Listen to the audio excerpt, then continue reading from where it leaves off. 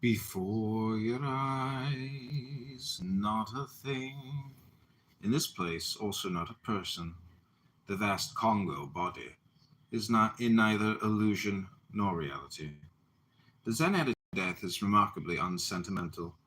The problem is how to reconcile this with common humanity, just as we have to reconcile the Zen view of death with grief at it. The same problem comes in Christianity with God's tears at the death of Lazarus, further complicated by the fact that he was going to raise him from the grave and then kill him once more. Man said, "All my life I have killed cows and enjoyed it. Is this sin or not?" "It is not," said Coco. "Why not?" asked the man. "One killed, one given back," was Coco's answer. Apart from the accidental fact that this was the best way to treat the cow slaughter psychologically, we may say that morally speaking, the sin of killing the cows lay with the meat eater, including the monks who would have gladly eaten meat if they had not been monks or nuns. From the orthodox Zen point of view, however, to be or not to be is not the question. To kill is all right, not to kill is all right. Killing is one half of life, which is giving life by killing, and giving death by not killing. Even from the common sense point of view, a cow can live only if cows are killed. A world full of cows only is not possible. But Zen cannot omit the moral element, for that would be to omit part of humanity itself. That is part of Buddha himself. A man is to live killing as few cows, directly and indirectly, as possible. Not to kill cows at all, as Buddha suggests, is impossible. If human life is to continue, but to find pleasure in it is wrong. Because I am the cow, and as Christ did not say, we should do unto ourselves even as we wish to do unto others. Gutai's dying words are of deep meaning. It was not finished. What is true is always new. New every morning is the love our waking and uprising prove. New every morning is the sun like Gutai's finger, like the Nembetsu, like Bach's solo violin sonatas. I shan't die. I shan't go anywhere. I'll be here. But don't ask me anything. I shan't answer. This is said to be Ikkyu's death verse, but whether so or not is not it is very good, expressing as it does so concretely and simply the contradictions that make up our life and death.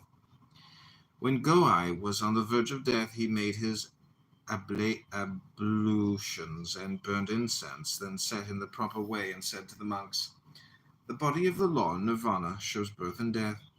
The 1,000 holy ones are all the same basically. The 10,000 spirits all return to one. I am now disintegrating. Why should I be foolish enough to grieve at that? Do not trouble your souls. Keep a true mind. If you obey these demands, you are truly showing your gratitude to me." The problem is how to reconcile this with common humanity, just as we have to reconcile the Zen view of death with grief at it. The same problem comes in Christianity with God's tears at the death of Lazarus, further complicated by the fact that he was going to raise him from the grave and then kill him once more.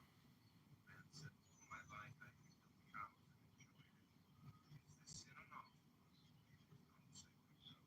Why not? Asked the man. One killed, one given back.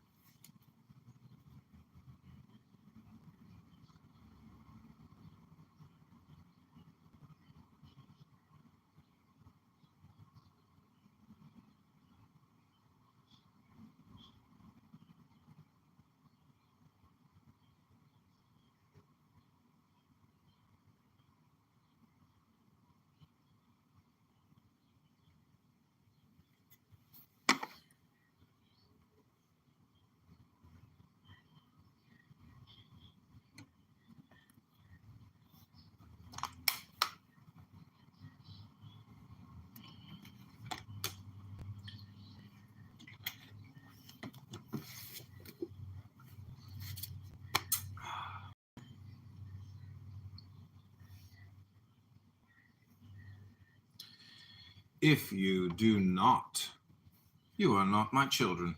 At this moment the monk said, "Where is our teacher going?" Go," I answered, "I am going to no place." The monk said, "Why shan't I be able to see you any more?" Go, I said, that place is not one to be seen with human eyes. Passed away. It's no place of annihilation, any more than it is heaven. It is not a no place, but a no place, a place, not a place, placeless place. I shan't go away, but I shan't be here, he might have said. Kasan and Jotsan were going along talking together when Jotsan said, if within life and death there were no Buddha, there would be no life and death. Kasan said, if the Buddha were within life and death, there would be no delusion with regard to life and death. They both argued back and forth, and there was no end to it. They climbed up the mountain to Daibai and asked him about it. Kasan said, of these two opinions, which is the more familiar? Daibai said, one is familiar, one is distant. Which is the familiar one? Asked Kasan. Go away now and ask me again tomorrow, said Daibai. The next day Kasan came again and asked. Daibai said, a familiar one does not ask. One who asks is not familiar.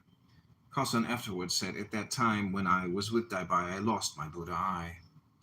A monk said to Totsan, a monk has died. Where has he gone? Totsan answered, after the fire, a sprout of grass. I take this to mean he is as dead as a doornail. He has gone nowhere. He has ceased to exist. At the same time, life in some form or other continues at present anyway. This question of the afterlife, which is mixed up with the notion of reincarnation, does not often arise. The most interesting reply is the following. Seppo said to Gensha, Monk Shinso asked me where a certain dead monk had gone, and I told him. It was like ice becoming water. Gensha said that was all right, but I myself would not have answered like that. What would you have said? Asked Seppo. Gensha replied, it's like water returning to water. When Kasan was about to die, he called the chief monk and said to him, I have preached the way to the monks for many years. The profound meaning of Buddhism is to be known by each person himself. My illusory life is over. I am about to depart. You monks should go on just the same as when I was alive. You should not blindly make ordinary people miserable. Having said this, he immediately passed away. Kasan seems to have been a nice sort of chap. Rinzai's death was typical of the man. When he was about to die, he said to his monks, after I am gone, do not destroy my treasury of the true eye of the law. Sancho said, who would have the temerity to destroy it? Rinzai said. Afterwards, if someone asks you a question about it, how will you reply? Sancho said, Quats! Rinzai said, who would think that a blind donkey would destroy it? He then died doing zazen. You are not my children. At this moment the monk said, where is our teacher going? Go, I answered, I am going to no place. The monk said,